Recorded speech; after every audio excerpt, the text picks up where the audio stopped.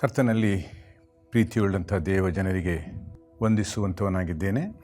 ಈ ದಿನ ನನಗೆ ಕೊಟ್ಟಂಥ ಮುಖ್ಯ ಪ್ರಸ್ತಾಪ ಪರಿಹಾಸ್ಯವು ಮತ್ತು ಕೊರಡೆ ಪೆಟ್ಟು, ಮೋಕರಿ ಆ್ಯಂಡ್ ವಿಪ್ಪಿಂಗ್. ಕೊಡಮಾಡಲ್ಪಟ್ಟಂಥ ಸುವಾರ್ಥ ವಾಕ್ಯ ಭಾಗ ಶ್ರೀ ಯೋಹಾನನು ಬರೆದಂಥ ಸುವಾರ್ತೆ 19ನೇ ಅಧ್ಯಾಯ 1-13 ವಚನದವರೆಗೆ. The gospel according to saint John chapter 19 verses 1-13. ಸುವಾರ್ತೆಯನ್ನು ಓದಿ ಕೇಳುವಂಥವರಾಗೋಣ.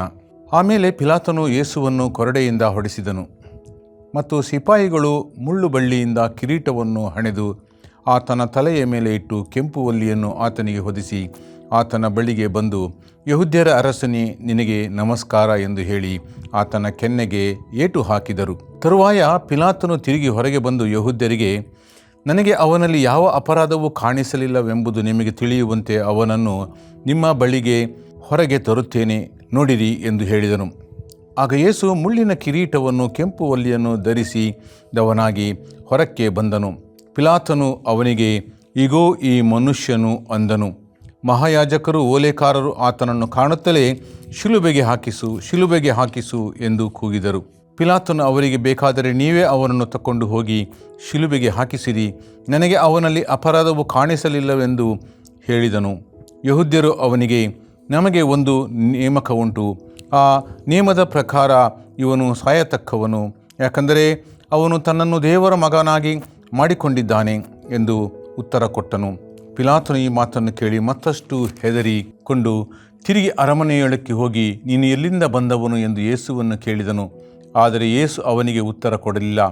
ಪಿಲಾತನು, ನನ್ನ ಸಂಗಡಲೂ ನೀನು ಮಾತನಾಡುವುದಿಲ್ಲವೋ? ನಿನ್ನನ್ನು ಬಿಡಿಸುವ ಅಧಿಕಾರವು, ನಿನ್ನನ್ನು ಶಿಲುಬೆಗೆ ಹಾಕಿಸುವ ಅಧಿಕಾರವು ನನಗೆ ಉಂಟೆಂಬುದು ನಿನಗೆ ಗೊತ್ತಿಲ್ಲವೋ ಎಂದು ಆತನನ್ನು ಕೇಳಿದನು.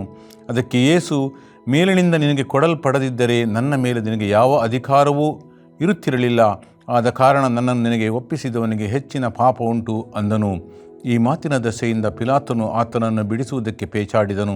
ಆದರೆ ಯೆಹೂದ್ಯರು, ನೀನು ಇವನನ್ನು ಬಿಡಿಸಿದರೆ ನೀನು ಕೈಸರನಿಗೆ ಮಿತ್ರನಲ್ಲ, ತನ್ನನ್ನು ಅರಸನಾಗಿ ಮಾಡಿಕೊಳ್ಳುವವನು ಕೈಸರನಿಗೆ ವಿರೋಧಿ ಎಂದು ಕೂಗಿ ಹೇಳಿದರು. ತಂದೆಯಾದ ದೇವರಿಗೆ ಸ್ತೋತ್ರವಾಗಲಿ. ಪ್ರಿಯರೇ, ವಿಶೇಷವಾದಂಥ ಈ ಅವಕಾಶ ಕೊಟ್ಟಂಥ ಬಿಗ್ ಜೆ ಮಾಧ್ಯಮದ ಪ್ರಶಂಜತನ ಹಾಗೂ ಆತನ ಕುಟುಂಬಕ್ಕೂ ಮತ್ತು ಸಮಸ್ತ ಪರಿವಾರಕ್ಕೂ ಮನಪೂರ್ವಕವಾದಂಥ ವಂದನೆಗಳನ್ನು ತಿಳಿಸುವಂಥವನಾಗಿದ್ದೇನೆ. ದೇವರ ಸೇವೆಯಲ್ಲಿ ಇವರ ಕೊಡುಗೆ ಅಪಾರವಾದದ್ದು. ಆ ಮೂಲಕ ಸಮಸ್ತ ಜನರನ್ನು ಮುಟ್ಟುವುದಕ್ಕೆ ಪ್ರಯತ್ನ ಪಡುವಂಥದ್ದಾಗಿದೆ. ದೇವರಿಗೆ ಸ್ತೋತ್ರವಾಗಲಿ. ಕೊಡಮಾಡಲ್ಪಟ್ಟಂಥ ಶೀರ್ಷಿಕೆಗೆ ಅನುಗುಣವಾಗಿ ಪರಿಹಾಸ್ಯವು ಕೊರಡೆ ಪೆಟ್ಟು, ಪರಿಹಾಸ್ಯ, ಗೇಲಿ, ಅಣಕ, ವ್ಯಂಗ್ಯ, ಕುಚೋದ್ಯ, ಮೋಖ್ರಿ, ಕೊರಡೆ ಪೆಟ್ಟು, ಚಾಟಿ ಏಟು, ಬಾರ್ಕೋಲ್ನಿಂದ ಹೊಡೆಯುವಂಥದ್ದು, ಹೀಗೆ ಅನೇಕ ರೀತಿಯಲ್ಲಿ ಆ ಪದಗಳನ್ನು ನಾವು ನೋಡಬಹುದಾಗಿದೆ. ಪ್ರಿಯರೇ, ಯೇಸುಸ್ವಾಮಿಯು ಇಹಲೋಕದ ಯಾತ್ರೆಯಲ್ಲಿ ಮನುಷ್ಯ ಕುಮಾರನಾಗಿ ದೇವರು ಕೊಟ್ಟಂಥ ಕಾರ್ಯವನ್ನು ಶಿಲುಬೆಯಲ್ಲಿ ಮುಗಿಸುವುದಕ್ಕೋಸ್ಕರ ಅಂತ ಹೇಳಿದರೆ, ಲೋಕದಲ್ಲಿರುವಂಥ ಪಾಪವನ್ನು ಹೊತ್ತುಕೊಂಡು ತಾನು ಶಿಲುಬೆಯಲ್ಲಿ ಜಡಿಸಿಕೊಳ್ಳುವುದಕ್ಕೋಸ್ಕರ ಆತನ ಪ್ರಯಾಣ ಎಂಬುದಾಗಿ ನಾವು ನೋಡುವಂಥವರಾಗಿದ್ದೇವೆ. ಈ ಸಮಯದಲ್ಲಿ ಆತನು ಅಂತಿಮ ಗಂಟೆಗಳಲ್ಲಿದ್ದಾನೆ, ಗಳಿಗೆಗಳಲ್ಲಿ ಇದ್ದಾನೆ ಎಂಬುವಂಥದ್ದನ್ನು ಕೂಡ ನಾವು ಆಲೋಚಿಸಬೇಕಾಗಿದೆ. ಪ್ರಿಯರೇ, ಆದರೆ ಯೇಸುವಿನ ವಿಚಾರಣೆ, ಅದರಲ್ಲೂ ಕೂಡ ಪಿಲಾತನು ವಿಚಾರಣೆ ಮಾಡುವಂಥ ರೀತಿಯನ್ನು ಗಮನಿಸುವಾಗ ನ್ಯಾಯಸಮ್ಮತವಾಗಿ ಆತನು ವಿಚಾರಣೆ ಮಾಡ್ತಾಯಿಲ್ಲ, ಬದಲಾಗಿ ಯೆಹೂದ್ಯರ ಒತ್ತಾಯದಿಂದ, ಅಲ್ಲಿರುವಂಥ ತನ್ನ ಸ್ನೇಹಿತರು ಎಂಬುದಾಗಿ ಹೇಳಿಕೊಳ್ಳುವಂಥ ಅನೇಕ ಜನರ ಒತ್ತಾಯದಿಂದ ಆತನು ವಿಚಾರಣೆ ಮಾಡ್ತಾ ಇದ್ದಾನೆ ಎಂಬುದಾಗಿ ನಾವು ಈ ವಾಕ್ಯದ ಮೂಲಕ ಗಮನಿಸುವಂಥವರಾಗಿದ್ದೇವೆ. ಪ್ರಿಯರೇ, ಯೋಹಾನ ಬರೆದ ಸುವಾರ್ತೆಯಲ್ಲಿ ಈ 18ನೇ ಅಧ್ಯಾಯ 38ನೇ ದ್ವಿತೀಯ ಭಾಗವನ್ನು ಗಮನಿಸುವಾಗ, ಪಿಲಾತನು ಯೆಹೂದ್ಯರ ಬಳಿಗೆ ಹೋಗಿ, ನನಗೆ ಅವನಲ್ಲಿ ಯಾವ ಅಪರಾಧವೂ ಕಾಣಿಸುವುದಿಲ್ಲ ಎಂಬುದಾಗಿ ಆತನು ಅಲ್ಲಿ ಹೇಳುವಂಥದ್ದನ್ನು ಗಮನಿಸಬೇಕು. ಪ್ರಿಯರೇ, ಆತನು ಹೇಳ್ತಾ ಇದ್ದಾನೆ, ನನಗೆ ಅವನಲ್ಲಿ ಯಾವುದೇ ರೀತಿಯಾದಂಥ ಅಪರಾಧ ಕಾಣಿಸ್ತಾ ಇಲ್ಲ ಎಂಬುದಾಗಿ.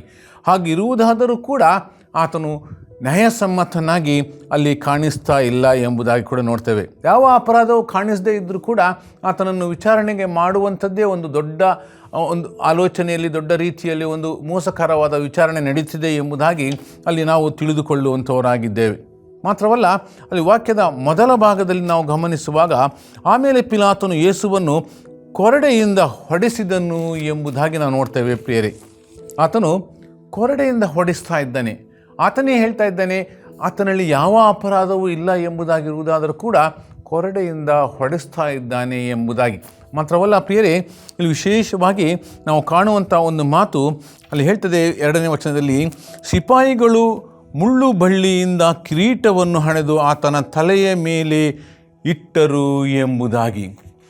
ಈ ಒಂದು ವಾಕ್ಯವನ್ನು ಗಮನಿಸುವಾಗ ಮುಳ್ಳಿನ ಕಿರೀಟ, ಥೋರ್ನ್ ಆಫ್ ಕ್ರೌನ್ ಎಂಬುದಾಗಿ ನಾವು ನೋಡ್ತೇವೆ. ನಾವು ಈ ಮುಳ್ಳಿನ ಕಿರೀಟ ಯಾಕೆ ಅಲ್ಲಿ ತೊಡಿಸುವಂಥದ್ದು, ಆ ಮುಳ್ಳಿನ ಕಿರೀಟ ಏನನ್ನು ಸೂಚಿಸುವಂಥದ್ದನ್ನು ನಾವು ವಾಕ್ಯದ ಮೂಲಕ ನಾವು ಗಮನಿಸುವಾಗ, ಆ ಮುಳ್ಳು ಅನ್ನುವಂಥದ್ದು ಪಾಪವನ್ನು ಸೂಚಿಸುವಂಥದ್ದಾಗಿದೆ, ಶಾಪದ ಫಲವಾಗಿದೆ ಎಂಬುದಾಗಿ ನೋಡ್ತೇವೆ. ಆದಿಕಾಂಡ 3ನೇ ಅಧ್ಯಾಯ 17ನೇ ವಚನವನ್ನು ನೋಡುವಾಗ ಅಲ್ಲಿ ಹೇಳುವಂಥ ಮಾತು, ತಿನ್ನಬಾರದೆಂದು ನಾನು ನಿನಗೆ ಆಜ್ಞಾಪಿಸಿದ ಮರದ ಫಲವನ್ನು ನೀನು ಹೆಂಡತಿಯ ಮಾತು ಕೇಳಿ ತಿಂದ ಕಾರಣ ನಿನ್ನ ನಿಮಿತ್ತ ಭೂಮಿಗೆ ಶಾಪ ಬಂತು ಎಂಬುದಾಗಿ. ನಿನ್ನ ನಿಮಿತ್ತ ಭೂಮಿಗೆ ಶಾಪ ಬಂತು ಎಂಬುದಾಗಿ. Cursed is the ground because of you ಎಂಬುದಾಗಿ ನಾವು ವಾಕ್ಯದಲ್ಲಿ ನೋಡ್ತೇವೆ ಪ್ರಿಯರೇ. ನಿನ್ನ ನಿಮಿತ್ತ ಭೂಮಿಗೆ ಅಲ್ಲಿ ಶಾಪ ಬಂತು ಎಂಬುದಾಗಿ. ಹಾಗಾದರೆ ಭೂಮಿಗೆ ಶಾಪ ಬಂತು ಎಂಬುದಾಗಿ ನೋಡುವಾಗ ಅಲ್ಲಿ ಆದಿಕಾಂಡ 3ನೇ ಅಧ್ಯಾಯ 18ನೇ ವಚನದಲ್ಲಿ ಹೇಳ್ತದೆ, ಆ ಭೂಮಿಯಲ್ಲಿ ಮುಳ್ಳು ಗಿಡಗಳು ಕಳೆಗಳು ಬಹಳವಾಗಿ ಹುಟ್ಟುವು ಎಂಬುದಾಗಿ. ಇಟ್ ವಿಲ್ ಪ್ರೊಡ್ಯೂಸ್ ಥ್ರೋ ಎಂಬುದಾಗಿ. ನಿನ್ನ ನಿಮಿತ್ತ ಭೂಮಿಗೆ ಶಾಪ ಬಂತು ಮತ್ತು ಆ ಭೂಮಿಯಲ್ಲಿ ಮುಳ್ಳು ಗಿಡಗಳು ಕಳೆಗಳು ಬಹಳವಾಗಿ ಹುಟ್ಟುವು ಎಂಬುದಾಗಿ. ಶಾಪಗ್ರಸ್ತವಾಗಿ ಭೂಮಿಯಲ್ಲಿ ಹುಟ್ಟಿದ ಆ ಮುಳ್ಳಿನ ಕಿರೀಟ ಅದು ಯೇಸುವಿನ ಶಿರಸ್ಸಿಗೆ ಎಂಬುದಾಗಿ ನೋಡ್ತೇವೆ. ಯೇಸು ಬಂದಂಥ ಉದ್ದೇಶ ಪಾಪವನ್ನು ಹೊರುವುದಕ್ಕೋಸ್ಕರ, ಪಾಪದ ನಿಮಿತ್ತ. ಅಲ್ಲಿ ಸ್ಪಷ್ಟವಾಗಿ ನಾವು ಆದಿಕಾಂಡದಿಂದಲೇ ನೋಡುವಾಗ ಯೇಸುವಿಗೆ ಕೊಡಮಾಡಲ್ಪಟ್ಟಂಥ ಆ ಬಹುಮಾನ, ನಮ್ಮ ನಿಮಿತ್ತ ಆತನು ಪಾಪವನ್ನು ಹೊರುವಂಥವನಾಗ್ತಾನೆ ಎಂಬುದಾಗಿ. ಪಾಪವನ್ನು ಹೊರುವ ಹಾಗೆ ಅಲ್ಲಿ ಆ ಭೂಮಿಗೆ ಪಾಪ ಬಂತು. ಆ ಪಾಪದ ಭೂಮಿಯಲ್ಲಿ ಹುಟ್ಟಿರುವಂಥದ್ದು ಮುಳ್ಳು ಗಿಡಗಳು ಎಂಬುದಾಗಿ ನೋಡುವಾಗ ಯೇಸುವಿಗೆ ಮುಳ್ಳಿನ ಕಿರೀಟವನ್ನು ಮಾಡಿ ಆತನ ಶಿರಸ್ಸಿಗೆ ಕೊಡುವಂಥದ್ದು ಎಂಬುದಾಗಿ. ಯೇಸು ಸ್ವಾಮಿ ಬಂದಂಥ ಉದ್ದೇಶ ಪ್ರಿಯರೇ ಬಲಿಗಾಗಿ, ಯಜ್ಞದ ಕುರಿಯಾಗಿ ಆತನು ಬಂದಾತನು ಎಂಬುದಾಗಿ ನೋಡ್ತೇವೆ. ತನ್ನನ್ನು ತಾನು ಒಪ್ಪಿಸಿಕೊಡುವುದಕ್ಕೋಸ್ಕರ ಬಲಿಗಾಗಿ ದೇವರು ಲೋಕದ ಮೇಲೆ ಎಷ್ಟೋ ಪ್ರೀತಿಯನ್ನಿಟ್ಟು ತನ್ನ ಏಕೈಕ ಮಗನನ್ನು ಕೊಟ್ಟನು ಎಂಬುದಾಗಿ ನೋಡ್ತೇವೆ. ಆ ಒಂದು ಉದ್ದೇಶ ಯಾರೂ ಕೂಡ ನಾಶವಾಗಬಾರ್ದು, ಎಲ್ಲರೂ ಕೂಡ ನಿತ್ಯ ಜೀವದ ನಿರೀಕ್ಷೆಯಲ್ಲಿ ಆತನಿಟ್ಟಿರುವಂಥ ಆ ಪಟ್ಟಿಯಲ್ಲಿ, ಜೀವಬಾಧ್ಯರ ಪಟ್ಟಿಯಲ್ಲಿ ಯೇಸುವಿನಲ್ಲಿ ಇರಬೇಕೆಂಬುದಾಗಿ ಸ್ವಾಮಿಯನ್ನು ಕಳಿಸಿಕೊಟ್ಟರು ಎಂಬುದಾಗಿ ನೋಡ್ತೇವೆ.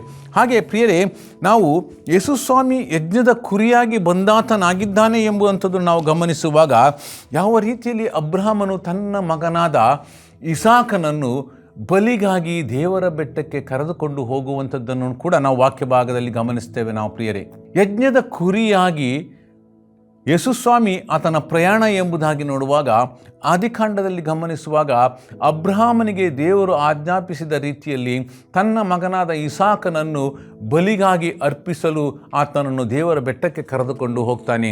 ಅಲ್ಲಿ ಇನ್ನೇನು ಆತನನ್ನು ವಧಿಸಬೇಕು ಎಂಬುದಾಗಿ ಇರುವಾಗ ಆತನನ್ನು ತಡೆದ ದೇವದೂತರುಗಳು ಅಲ್ಲಿ ಯಜ್ಞಕ್ಕೆ ಬೇಕಾದಂಥ ಒಂದು ಟಗರನ್ನು ತೋರ್ಪಡಿಸಿಕೊಡುವಂಥವರಾಗಿದ್ದಾರೆ. ಆ ಟಗರು ಆ ಒಂದು ಪೊದೆಯಲ್ಲಿ ಕುಳಿತಿತ್ತು. ಆ ಪೊದೆಯಲ್ಲಿ ಅದರ ಕೊಂಬುಗಳಲ್ಲಿ, ಅದರ ಶಿರಸ್ಸಿನಲ್ಲಿ ಅಲ್ಲಿದ್ದಂಥ ಆ ಮುಳ್ಳು ಬಳ್ಳಿಗಳು, ಅಲ್ಲಿ ಇದ್ದಂಥ ಕಳೆಗಳು ಅದನ್ನು ಅವಿತಿಟ್ಟುಕೊಂಡಿತ್ತು. ಅದು ಅದರ ಕೊಂಬುಗಳಲ್ಲಿ ಆ ಬಳ್ಳಿಗಳು ಸುತ್ತುಕೊಂಡಿತ್ತು. ಪ್ರಿಯರೇ, ಇದನ್ನು ಗಮನಿಸುವಾಗ ಪೂರ್ವದಲ್ಲಿ ಆದಂಥ ಬಲಿಯನ್ನು ಗಮನಿಸುವಾಗ ಯಜ್ಞಕ್ಕೆ ಬೇಕಾದಂಥ ಟಗರನ್ನು ಪಾಪದ ನಿಮಿತ್ತ ತಂದೆಯಾದ ದೇವರು ಯೇಸುಸ್ವಾಮಿಯನ್ನು ನೇಮಿಸಿ ಆ ಮೂಲಕ ಲೋಕದಲ್ಲಿದ್ದಂಥ ಪಾಪವನ್ನು ಶಾಪದ ಫಲವಾಗಿ ಬೆಳೆದಂಥ ಮುಳ್ಳುಗಳನ್ನು ಆತನ ಶಿರಸ್ಸಿಗೆ ಕೊಡುವಂಥದ್ದಾಗಿದೆ. ಇಲ್ಲಿ ನಾವು ಆತನ ಆ ವಾಕ್ಯಗಳನ್ನು ಗಮನಿಸುವಂಥ ರೀತಿಯಲ್ಲಿ ವಿಶೇಷವಾಗಿ ತಂದೆಯಾದ ದೇವರು ಯಾವ ರೀತಿಯಲ್ಲಿ ಕಳೆದಂಥ ವಾಕ್ಯಗಳು ನಡೆದಾಗ ಅವೆಲ್ಲವೂ ನೆರವೇರುವ ಹಾಗೆ ಅಲ್ಲಿ ಕಾರ್ಯ ಮಾಡುವಂಥವನಾಗ್ತಾ ಇದ್ದಾನೆ ಪ್ರಿಯರೇ. ಯಾಕೆಂತೇಳಿದರೆ ದೇವರ ವಾಕ್ಯಕ್ಕೆ ಅನುಸಾರವಾಗಿ ಎಲ್ಲ ಕಾರ್ಯಗಳು ನೆರವೇರುವಂಥವುಗಳಾಗಿವೆ. ಶಾಪಕ್ಕೆ ಪಾಪಕ್ಕೆ ಗುರುತಾಗಿರುವಂಥ ಆ ಮುಳ್ಳು ಬಳ್ಳಿಯನ್ನು ನಮ್ಮ ಸ್ವಾಮಿ ಧರಿಸಿದ್ದಾನೆ ಎಂಬುದಾಗಿ ನೋಡ್ತೇವೆ. ಕರ್ತನಲ್ಲಿ ಪ್ರಿಯರೇ, ದೇವರು ಕೊಟ್ಟಂಥ ಆಶೀರ್ವಾದಕ್ಕನುಸಾರವಾಗಿ ನಾವು ನಡೆದಾಡಬೇಕು ಎಂಬುದಾಗಿ ನೋಡ್ತೇವೆ. ಹಾಗೆ ಮುಂದೆ ವಚನಗಳನ್ನು ಗಮನಿಸುವಾಗ ಅಲ್ಲಿ ಮುಳ್ಳಿನ ಕಿರೀಟವನ್ನು 5ನೇ ವಚನದಲ್ಲಿ ಗಮನಿಸ, ಮುಳ್ಳಿನ ಕಿರೀಟವನ್ನು ಕೆಂಪು ವಲ್ಲಿಯನ್ನು ಧರಿಸಿದ್ದವನಾಗಿ ಹೊರಕ್ಕೆ ಬಂದನು. ಪಿಲಾತನು ಅವರಿಗೆ, ಇಗೋ ಈ ಮನುಷ್ಯನು ಎಂಬುದಾಗಿ ನಾವು ನೋಡುವಂಥವರಾಗ್ತೇವೆ ಪ್ರಿಯರೇ. ಆ ಮುಂಚೆ ಆ ಮೇಲ್ಭಾಗದಲ್ಲಿ ನಾವು ಗಮನಿಸುವಾಗ ಅಲ್ಲಿ ಇದ್ದಂಥ ಆ ಸಿಪಾಯಿಗಳು ಆತನ ವಸ್ತ್ರವನ್ನು ಕಳಚುವಂಥ ರೀತಿ ಪ್ರಿಯರೇ. ಅಲ್ಲಿ ವಾಕ್ಯವನ್ನು ಗಮನಿಸುವಾಗ ಮತ್ತಾಯನ ಬರೆದಂಥ ಸುವಾರ್ತೆ 27ನೇ ಅಧ್ಯಾಯ 28ನೇ ವಚನ ನೋಡುವಾಗ, ಆತನ ಬಟ್ಟೆಗಳನ್ನು ತೆಗೆದು ಹಾಕಿ ಕೆಂಪು ವಲ್ಲಿಯನ್ನು ಹೊದಿಸಿದರು ಎಂಬುದಾಗಿ. ಆತನ ಬಟ್ಟೆಗಳನ್ನು ತೆಗೆದು ಕೆಂಪು ವಲ್ಲಿಯನ್ನು ಹಾಸಿದರು ಎಂಬುದಾಗಿ ನೋಡ್ತೇವೆ ಪ್ರಿಯರೇ. ಇದನ್ನು ಗಮನಿಸುವಾಗ ಆದಾಮ ಹವ್ವರು ಯಾವ ರೀತಿಯಲ್ಲಿ ಪಾಪಕ್ಕೆ ಒಳಗಾದರೂ, ಆ ಪಾಪದ ಮೂಲಕ ಲೋಕಕ್ಕೆ ಪಾಪವನ್ನು ಉಂಟು ಮಾಡಿದರು, ತಿನ್ನಬಾರದು ಎಂಬುದಾಗಿ ಹೇಳಿದ ಆ ಫಲವನ್ನು ಅವರು ತಿಂದರು ಎಂಬುದಾಗಿ ನಾವು ನೋಡ್ತೇವೆ. ಆ ಮೂಲಕ ಲೋಕಕ್ಕೆ ಪಾಪ ಉಂಟಾಯಿತು. ಆಗ ಅವರುಗಳು ನಾವು ಪಾಪಿಷ್ಠರಾಗಿದ್ದೇವೆ, ನಾವು ನಗ್ನರಾಗಿದ್ದೇವೆ, ನಾವು ಬೆತ್ತಲೆಯಾಗಿದ್ದೇವೆ ಎಂಬುವಂಥದ್ದನ್ನು ಅಲ್ಲಿ ಅವರುಗಳು ಕಾಣುವಂಥವರಾಗಿದ್ದಾರೆ. ಯಾವಾಗ ಪಾಪಿಷ್ಠರಾಗ್ತಾರೋ, ಪಾಪಿಗಳಾಗ್ತಾರೋ, ಅವರಿಗೆ ಹೊದಿಸಲ್ಪಟ್ಟಂಥ ನೀತಿ ಎಂಬ ವಸ್ತ್ರವನ್ನು ಅಲ್ಲಿ ಅವರುಗಳು ಕಳಚುವಂಥವರಾಗ್ತಾರೆ, ಕಳಚಿಕೊಳ್ಳುವಂಥವರಾಗ್ತಾರೆ. ಆಗ ಅವರು ತಾವುಗಳು ನಗ್ನರಾಗಿದ್ದೇವೆ ಎಂಬುವಂಥದ್ದನ್ನು ಅಲ್ಲಿ ಅವರುಗಳು ಅನ್ನಿಸುವಂಥ ರೀತಿಯಲ್ಲಿ ಅವರು ಇರುವಂಥವರಾಗ್ತಾರೆ ಪ್ರಿಯರೇ. ನನ್ನ ಪ್ರೀತಿಯ ದೇವ ಜನರೇ, ಕ್ರಿಸ್ತ ಯೇಸುವಿನ ಬರೋಣದ ವಿಷಯದಲ್ಲಿ ನಾವೆಲ್ಲರೂ ಕೂಡ ನಮ್ಮ ಪಾಪದ ಮೂಲಕ ನಾವು ಆತನಿಂದ ದೂರವಿರುವುದಾದರೆ ನಾವು ಈ ಸಮಯದಲ್ಲಿ ಮನಸಾಂತರ ಪಟ್ಟು ಆತನೊಂದಿಗೆ ಇರುವಂಥವರಾಗಬೇಕು ಎಂಬುದಾಗಿ. ಯಾವಾಗ ಪಾಪಿಷ್ಠರಾದಾಗ ನಾವುಗಳು ನಗ್ನರಾಗಿದ್ದೇವೆ ಎಂಬುದಾಗಿ ನಾವು ತಂದೆಯಾದ ದೇವರ ಬಳಿಯಲ್ಲಿ ಹೇಳುವಂಥವರಾಗ್ತೇವೆ. ಆದರೆ ನಾವು ಯಾವಾಗ ಯೇಸುವಿನ ಮಾರ್ಗದಲ್ಲಿ ಹೋದಾಗ ನಾವು ಯಾವತ್ತೂ ಕೂಡ ನಗ್ನರಾಗದ ರೀತಿಯಲ್ಲಿ ಕ್ರಿಸ್ತ ಯೇಸುವಿನ ಒಡನಾಟ ಹೊಂದಿ ಆತನೊಂದಿಗೆ ಇರುವಂಥವರಾಗ್ತೇವೆ ಪ್ರಿಯರೇ. ಹಾಗೆ ಇರುವುದಾದರೂ ಕೂಡ ಇಲ್ಲಿ ಪಿಲಾತನು ವಿಶೇಷವಾಗಿ ಆತನಿಗೆ ಮಾಡಲ್ಪಟ್ಟಂಥ ಪರಿಹಾಸ್ಯವನ್ನು ನಾವು ಒಮ್ಮೆ ಆಲೋಚಿಸುವುದಾದರೆ ನೋಡಿ, ಪರಿಹಾಸ್ಯ ಎಂಬುದಾಗಿ ನೋಡುವಾಗ ಒಂದು ರೀತಿಯಾದಂಥ ತಮಾಷೆ ಮಾಡುವಂಥದ್ದು, ಕುಚೋದ್ಯ ಮಾಡುವಂಥದ್ದು, ಆತನಿಗೆ ಚೇಷ್ಟೆ ಮಾಡುವಂಥದ್ದು ಎಂಬುದಾಗಿ ಅಲ್ಲಿ ಆತನಿಗೆ ಇವರುಗಳು ಮಾಡಿದ ರೀತಿಯನ್ನು ಗಮನಿಸುವಾಗ ಒಬ್ಬ ನಿಜವಾಗಿಯೂ ಕೂಡ ಆತನು ಬಂದಂಥ ಉದ್ದೇಶವನ್ನು ಅವರ ಗಣನೆಗೆ ತೆಗೆದುಕೊಳ್ಳುವುದಿಲ್ಲ. ಅದರಲ್ಲಿ ಕೂಡ ಪಿಲಾತನ ಕಾರ್ಯ ಅವರ ಎದುರಿನಲ್ಲೇ ಆ ಕಾರ್ಯ ಅವರೆಲ್ಲರೂ ಮಾಡುತ್ತಾ ಇದ್ದರೂ ಕೂಡ ಆತನು ಯಾವುದೇ ರೀತಿಯಲ್ಲಿ ಕೂಡ ಅವರಿಗೆ ಎಚ್ಚರಿಸುವಂಥ ರೀತಿಯಲ್ಲಿ ಆತನು ಇರುವಂಥವನಾಗಿಲ್ಲ. ಹಾಗಿರುವುದಾದರೆ ನಮ್ಮ ಜೀವಿತದಲ್ಲಿ ಕೂಡ ನಾವು ಕ್ರಿಸ್ತ ಯೇಸುವಿಗೆ ಅನುಗುಣವಾಗಿ ಕಾರ್ಯ ಸಾಧಿಸುವಂಥವರಾಗಬೇಕು ಪ್ರಿಯರೇ. ಏಕೆಂತೇಳಿದರೆ ನಾವು ಲೋಕದಲ್ಲಿ ಸಂಚರಿಸುವಾಗ, ವಿಶೇಷವಾಗಿ ಈ ಸಮಯದಲ್ಲಿ ಈ ಶ್ರಮ ಮರಣದ ದಿನಗಳನ್ನು ನಾವೇನು ಧ್ಯಾನ ಮಾಡ್ತಾ ಇದ್ದೇವೆ, ಈ ಸಮಯದಲ್ಲಿ ನಮ್ಮನ್ನು ನಾವು ನಡೆಸಿಕೊಂಡು ಹೋಗುವಂಥವರಾಗಬೇಕು, ಮನ ಪರಿವರ್ತನೆಗೊಂಡು ನಡೆದಾಡುವಂಥವರಾಗಬೇಕು ಎಂಬುದಾಗಿ. ಅದಕ್ಕೋಸ್ಕರನೇ ಪಿಲಾತನು ಆತನು ಹೇಳ್ತಾ ಇದ್ದಾನೆ, ನೀನು ಎಲ್ಲಿಂದ ಬಂದವನು ಎಂದು ಯೇಸುವನ್ನು ಕೇಳಿದನು ಎಂಬುದಾಗಿ. ಆತನಿಗೆ ಆತನ ಪರಿಸ್ಥಿತಿಯೇ ಅರ್ಥವಾಗಿಲ್ಲ, ಪಿಲಾತನಿಗೆ ಆತನು ಯಾರು ಎಂಬುದೇ ಅರ್ಥವಾಗಿಲ್ಲ. ಆದರೂ ಕೂಡ ಅಲ್ಲಿ ಆತನು ವಿಚಾರಣೆ ಮಾಡ್ತಾ ಇದ್ದಾನೆ. ಹಾಗಿರುವುದಾದರೆ ಅಲ್ಲಿ ಯೇಸು ಹೇಳ್ತಾರೆ, ಯೇಸು ಅವನಿಗೆ ಉತ್ತರ ಕೊಡಲಿಲ್ಲ. ಆಗ ಪಿಲಾತನು, ನನ್ನ ಸಂಗಡಲು ನೀನು ಮಾತನಾಡುವುದಿಲ್ಲವೋ? ನಿನ್ನನ್ನು ಬಿಡಿಸುವ ಅಧಿಕಾರವು, ನಿನ್ನನ್ನು ಶಿಲುಬೆಗೆ ಹಾಕಿಸುವ ಅಧಿಕಾರವು ನನಗೆ ಉಂಟೆಂಬುದು ನಿನಗೆ ಗೊತ್ತಿಲ್ಲವೋ ಎಂಬುದಾಗಿ ಹೇಳ್ತಾನೆ. ಕರ್ತನಲ್ಲಿ ಪ್ರೀತಿಯುಳ್ಳಂಥ ದೇವಜನರೇ, ನಾವು ಯಾವಾಗ ಒಬ್ಬನ ಸ್ಥಿತಿ ಅರಿಯದೇ ಇರುವಂಥ ವೇಳೆಯಲ್ಲಿ ನಾವು ಯಾವ ಕಾರಣಕ್ಕೂ ತೀರ್ಪು ಮಾಡದಂತೆ ಇರುವಂಥವರಾಗಬೇಕು. ಆತನು ಯಾರು, ಹೇಗಿದ್ದಾನೆ, ಎಲ್ಲಿದ್ದಾನೆ, ಏನು ಪರಿಸ್ಥಿತಿ ಆತನ ಅರಿವಿಗೆ ಬಾರದ ರೀತಿಯಲ್ಲಿ ನಾವು ಇರುವುದಾದರೆ ನಮಗೆ ಯಾವುದೇ ರೀತಿಯಾದಂಥ ಲೌಕಿಕವಾದಂಥ ಹಕ್ಕು ಇರುವಂಥದ್ದಿಲ್ಲ ಪ್ರಿಯರೇ. ಅದಕ್ಕೆ ಯೇಸು ಹೇಳ್ತಾನೆ, ಯೇಸು ಮೇಲಿನಿಂದ ನಿನಗೆ ಕೊಡಲ್ಪಡದಿದ್ದರೆ ನನ್ನ ಮೇಲೆ ನಿನಗೆ ಯಾವ ಅಧಿಕಾರವೂ ಇರುತ್ತಿರಲಿಲ್ಲ ಎಂಬುದಾಗಿ ಆತನು ಸ್ಪಷ್ಟವಾಗಿ ಹೇಳ್ತಾನೆ. ಮೇಲಿನಿಂದ ಅಧಿಕಾರ ಕೊಡದೇ ಇದ್ದರೆ ಇಷ್ಟೆಲ್ಲ ತೀರ್ಮಾನ ವ್ಯವಹಾರಗಳು ಆಗ್ತಾಯಿದ್ರು, ವಿಚಾರಣೆ ಆಗ್ತಾಯಿದ್ರು ಕೂಡ ಯೇಸು ಮೌನವಾಗಿ ಇರ್ತಾನೆ. ಅಲ್ಲಿ ಆತನು ಹೇಳುವಂಥದ್ದು ಯಾಕೆಂತೇಳಿದ್ರೆ ಈ ಕಾರ್ಯಗಳೆಲ್ಲವೂ ನೆರವೇರುವಂಥದ್ದು ಅಗತ್ಯವಾಗಿತ್ತು. ಲೋಕದ ಪಾಪದ ನಿವಾರಣೆ ಆಗುವುದು ಅಗತ್ಯವಾಗಿತ್ತು. ವಿಮೋಚನಾ ಕಾರ್ಯ ನಡೆಯುವಂಥದ್ದು ಅಗತ್ಯವಾಗಿತ್ತು. ಅದಕ್ಕೋಸ್ಕರನೇ ಅಲ್ಲಿ ಆತನು ಮೌನವಾಗಿದ್ದ. ಆ ಕಾರ್ಯಗಳು ಅಲ್ಲಿ ನೆರವೇರುವುದು ಅಗತ್ಯವಾಗಿತ್ತು ಎಂಬುದಾಗಿ ಎಷ್ಟೇ ಪರಿಹಾಸ್ಯ ಮಾಡಿದರೂ, ಎಷ್ಟೇ ನೋವುಗಳನ್ನು ಆತನು ತಡೆದುಕೊಂಡರೂ ಕೂಡ ಆತನು ಅಲ್ಲಿ ಮೌನವಾಗಿ ಹೋಗುವಂಥದ್ದು ನೋಡ್ತೇವೆ ಪ್ರಿಯರೇ. ದೇವರ ವಾಕ್ಯದನ್ನು ಗಮನಿಸುವಾಗ ಆತನಿಗೆ ತೊಡಿಸಿದ ಆ ಮುಳ್ಳು ಗಿಡಗಳು, ಮುಳ್ಳು ಬಳ್ಳಿ, ಅದು ನಮ್ಮ ಪಾಪದ ಒಂದೊಂದು ಮುಳ್ಳುಗಳು ಕೂಡ ನನ್ನ ಪಾಪ ನಿಮ್ಮ ಪಾಪವನ್ನು ಸೂಚಿಸುವಂಥದ್ದಾಗಿದೆ. ಯಾಕೆಂತೇಳಿದರೆ ನಾನು ಆಗಲೇ ಹೇಳಿದ ಹಾಗೆ ಅಲ್ಲಿ ಭೂಮಿ ಶಾಪಕ್ಕೆ ಒಳಗಾಗಿತ್ತು. ಆ ಭೂಮಿ ಶಾಪದ ಫಲವಾಗಿ ಮುಳ್ಳುಗಳು ಉಂಟಾದವು. ಆ ಮುಳ್ಳಿನ ಮಾಲೆಯೇ ಯೇಸು ಸ್ವಾಮಿಗೆ ಅಲ್ಲಿ ಧರಿಸಲು ಅನುವು ಕೊಟ್ಟನು ಎಂಬುದಾಗಿ ನೋಡ್ತೇವೆ ಪ್ರಿಯರೇ. ನಾವು ಯಾವಾಗಲೂ ಕೂಡ ಕ್ರಿಸ್ತ ಯೇಸುವಿನ ಅನುಯಾಯಿಗಳು ಆಗಿ ಯೇಸು ನಮಗೋಸ್ಕರ ಪಾಪಿಯಾದನು, ಪಾಪಿಷ್ಠನಾದನು. ಆಗ ಆ ಪಾಪಿಷ್ಠರಾದಾಗ ಆ ಮುಳ್ಳು ಆತನನ್ನು ಅಪ್ಪಿಕೊಳ್ತದೆ ಎಂಬುದಾಗಿ, ನಮ್ಮ ಜೀವಿತದಲ್ಲಿ ನಾವು ತಪ್ಪು ಮಾಡಿದಾಗ, ಪಾಪಕ್ಕೆ ಒಳಗಾದಾಗ ಆ ಮುಳ್ಳಿನೋಪಾದಿಯಲ್ಲಿ ಆ ಚುಚ್ಚುವಂಥ ರೀತಿಯಲ್ಲಿ ನಮಗೆ ಅವೆಲ್ಲವೂ ಕಾಡುವಂಥವುಗಳಾಗಿವೆ. ಇದರಿಂದ ನಾವು ಮನಸಾಂತರಪಟ್ಟು ಮನಪರಿವರ್ತನೆಗಾಗಿ ಜೀವಿತ ಮಾಡುವಂಥವರಾಗಬೇಕು. ಪಿಲಾತನು ಅರಸನಾಗಿ, ರಾಜನಾಗಿ ಸರಿಯಾದ ರೀತಿಯಲ್ಲಿ ತೀರ್ಮಾನಿಸದೆ ಯಹೂದ್ಯರ ಆ ಒಂದು ಗಲಾಟೆಯಿಂದ, ಆ ಒಂದು ಬೊಬ್ಬೆಯಿಂದ ಆತನು ಅವರಿಗೆ ಏನೂ ಉತ್ತರಿಸಲಾರದೆ ಹೋಗಿರುವಂಥವನಾದನು ಎಂಬುದಾಗಿ ನಾವು ನೋಡ್ತೇವೆ. ಏಕೆಂದರೆ ಯೇಸುವನ್ನು ಕೊರಡೆಯಿಂದ ಹೊಡೆಸಿದನು ಎಂಬುದಾಗಿ ನೋಡ್ತೇವೆ. ಯೇಸು ಸ್ವಾಮಿಯನ್ನು ಕೊರಡೆಗಳಿಂದ ಹೊಡೆಸ್ತಾ ಇದ್ದಾನೆ, ಚಾಟಿಯಿಂದ ಹೊಡೆಸ್ತಾ ಇದ್ದಾನೆ. ಆತನಿಗೆ ಆಗುವಂಥ ನೋವನ್ನು ಅಲ್ಲಿ ಗಮನಿಸಲಾರದೆ ಆತನು ಆ ಶಿಕ್ಷೆಯನ್ನು ಕೊಡಿಸ್ತಾ ಇದ್ದಾನೆ. ಪ್ರಿಯರೇ, ಈ ಸಮಯದಲ್ಲಿ ಎಂಥ ಸ್ಥಿತಿಯಲ್ಲಿ ಇರುವುದಾದರೂ ಕೂಡ ನಾವು ಖಂಡಿತವಾಗಿಯೂ ಯಾವ ಕಾರಣಕ್ಕೂ ಬಿದ್ದು ಹೋಗದ ರೀತಿಯಲ್ಲಿ ಈ ಶ್ರಮ ಮರಣದ ದಿನಗಳನ್ನು ಧ್ಯಾನ ಮಾಡುವಂಥ ನಾವುಗಳು ಸ್ಪಷ್ಟವಾದಂಥ ಸಂದೇಶ ನಾವು ಹೊಂದುವಂಥವರಾಗಬೇಕು, ಕೊಡುವಂಥವರಾಗಬೇಕು. ಯಾಕೆಂತೇಳಿದರೆ ಆತನು ತಿರುಗಿ ಬರ್ತಾನೆ. ತಿರುಗಿ ಬರೋಣದ ಸಮಯದಲ್ಲಿ ಆತನು ಮಾಡಿದಂಥ ಎಲ್ಲ ಕಾರ್ಯಗಳನ್ನು ನಾವು ಗಣನೆಗೆ ತೆಗೆದುಕೊಂಡು ನಾವು ಪರಿವರ್ತನೆ ಹೊಂದಿ ಆತನು ತೋರಿಸಿದ್ದ ಹಾಗೆ ಆತನು ಸಿದ್ಧಪಡಿಸಿರುವಂಥ ಗುಡಾರದಲ್ಲಿ ನಾನು ನೀವು ವಾಸ ಮಾಡಬೇಕೆಂಬುದಾಗಿ ಹೇಳಿರುವಾಗ ಯೇಸು ಸ್ವಾಮಿಗೆ ಆದಂಥ ಎಲ್ಲ ನೋವುಗಳು, ಪರಿಹಾಸ್ಯ ಇರ್ಬೋದು, ಆ ಕೊರಡೆ ಪೆಟ್ಟಿರ್ಬೋದು, ಆತನ ಯಾತ್ರೆ ಇರ್ಬೋದು, ಅವೆಲ್ಲವನ್ನು ನಾವು ಗಣನೆಗೆ ತೆಗೆದುಕೊಂಡು ನಾವು ಆ ರೀತಿಯಾದ ಜೀವಿತ ಮಾಡದೆ ಕ್ರಿಸ್ತ ಯೇಸುವಿನ ಅನುಗುಣವಾಗಿ ಜೀವಿತ ಮಾಡುವಂಥವರಾಗಬೇಕು. ದೇವರು ಈ ವಾಕ್ಯಗಳನ್ನು ಆಶೀರ್ವದಿಸಲಿ. ಪ್ರಾರ್ಥನೆ ಮಾಡಿಕೊಳ್ಳೋಣ.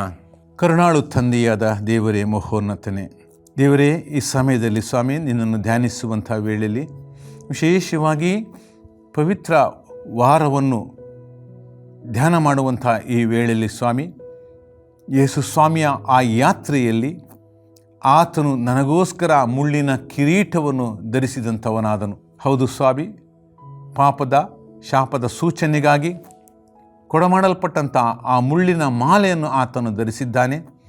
ಪಾಪವನ್ನು ಹೊರುವುದಕ್ಕೋಸ್ಕರನೇ ಆತನು ಈ ಲೋಕಕ್ಕೆ ಬಂದಾತನು. ಅದನ್ನು ನಾವುಗಳು ಸ್ವೀಕರಿಸಿ ಅದರ ರೀತಿಯಲ್ಲಿ ನಮ್ಮ ಮನ ಪರಿವರ್ತನೆಗಾಗಿ ಇನ್ನಲ್ಲಿ ಪ್ರಾರ್ಥನೆ ಮಾಡ್ತಾ ಇದ್ದೇವೆ ದೇವರೇ.